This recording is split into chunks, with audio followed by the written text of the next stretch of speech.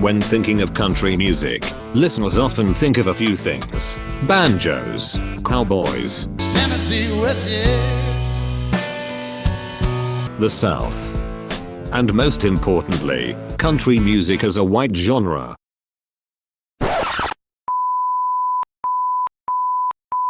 However, the long-standing history of black artists pioneering, shaping, and evolving the genre as a whole since its start in the early 1920s mostly goes unnoticed.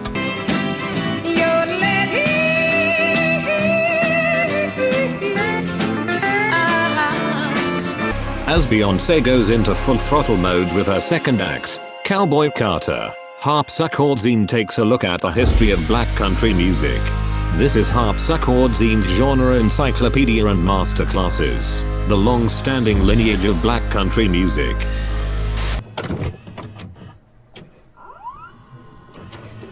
Upon the release of Beyoncé's 2024 singles, Texas Hold'em and 16 Carriages, scholars recalled the significance of Ray Charles's 1962 studio album, Modern Sounds in Country and Western. Known primarily as an R&B and soul singer, Ray Charles spent just 3 days covering popular country and folk songs, with a twist. Under the executive production of Sid Feller, the pair selected 12 songs to be included in the final cut. Feller and Charles had achieved success upon first linking up in 1960 with a cover of Hoagy Carmichael's 1930 anthem, Georgia on My Mind. You see, it's a old sweet song. Keeps Georgia on my mind. Modern Sounds in Country and Western featured a few hits including a 1957 rock song by the Everly Brothers, entitled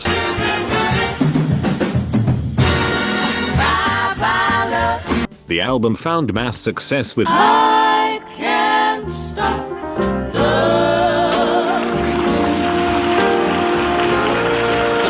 a cover of Don Gibson's 1952 country staple, I Can't Stop Loving You, went number 1 on the Billboard Hot 100 for 5 weeks. It peaked at number 2 for the 1962 year-end chart of the magazine, and won a Grammy for Best Rhythm and Blues Recording, while nominated for Album of the Year. In its first 3 months of release, Modern Sounds in Country and Western shipped over 500,000 copies. It became one of the first records to cross over in pop, R&B, and country markets. The album also broke down racial barriers in music during the time of the civil rights era, and it expanded the profile of country music's popularity as a whole.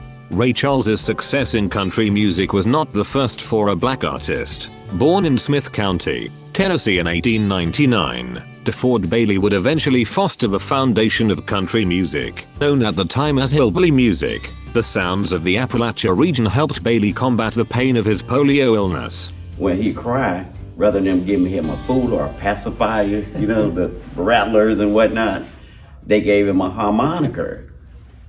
And he grew up by a train trestle right next door to him. And when that train came down several times a day, he started imitating the sound of the train on his harmonica.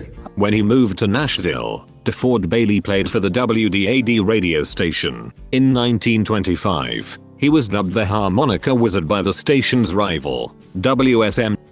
WSM hosted a Saturday night program called The Barn Dance where Bailey became a regular. His harmonica work would be heard on Ice Water Blues and John Henry. In 1927, the Barn Dance would be renamed the Grand Ole Opry. Think of the birthday of the Grand Ole Opry always as December 10th, 1927.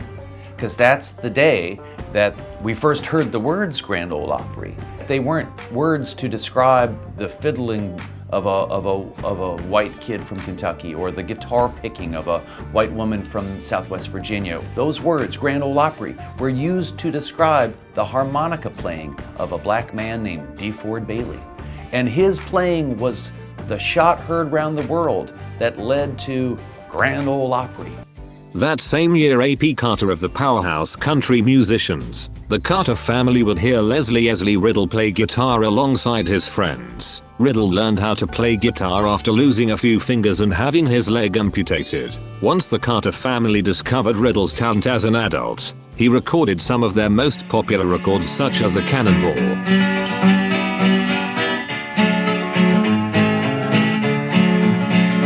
You can wash my jumper, starch my overalls, catch a train they call the Cannonball. He also taught Mabel Carter how to play guitar. Essentially, he became one of country music's first producers and A&Rs. Both DeFord Bailey and Leslie Riddle would face near erasure from country music, whether it was receiving unfair pay from their white contemporaries or no publishing credits.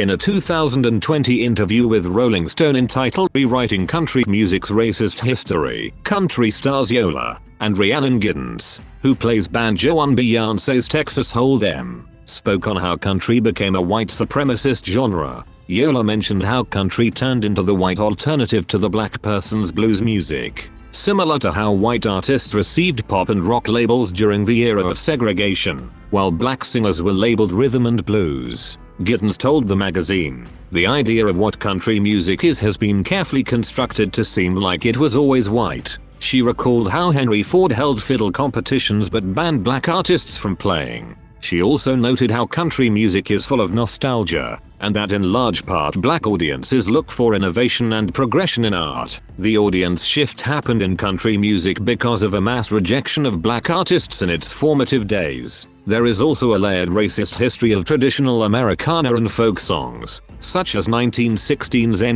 Love a Watermelon by Harry C. Brown.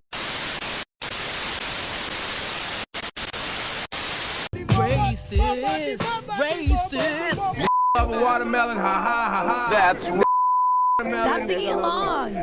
Love a watermelon, ha ha ha ha. Really gonna just sing the song like you like it? Love a watermelon, ha ha ha ha. That's racist. Yo, that's where they got the song for the ice cream truck? Now play the old school original ice cream truck. Sounds happy. Watermelon, ha ha ha ha. In a 2014 article for NPR, entitled Recall That Ice Cream Truck Song, we have unpleasant news for you. Theodore R. Johnson III informed readers that the jingle is commonly heard from ice cream trucks. In the original song, Harry C. Brown calls out, "Come down and get your ice cream," to which black men are told by him, "Colored man's ice cream, watermelon." Harry C. Brown had sampled a popular early 19th century British folk song called Turkey in the Straw. Then he was inspired by the imagery of a trading card blackface character named Zip Coon to come up with the racist idea. According to NPR's article, he meshed the ideas to come up with Love a Watermelon. Brown's efforts were not alone. There was also the popularity of fiddlers Jid Tanner and his Skillet Lickers. In 1927, the same year DeFord Bailey had risen to popularity, Jid Tanner recorded the Slave Master song, Run, Run. According to Rhiannon Giddens, this layered history caused an overall rejection of black audiences for country music in the future. No one wants to truly relive a time of discrimination, particularly black folks. As a result, when white artists grew in popularity during country music's Nashville expansion in the 50s and 60s, black mainstream country became scarce. Ray Charles's modern sounds in country and western proved that black artists could reclaim the space DeFord Bailey and Leslie Riddle once paved. Heading into the 70s, it was time for black folks to be the massive country superstars they were destined to be. Stay tuned for part 2 of this genre masterclass series from Harpsoo Chord TV.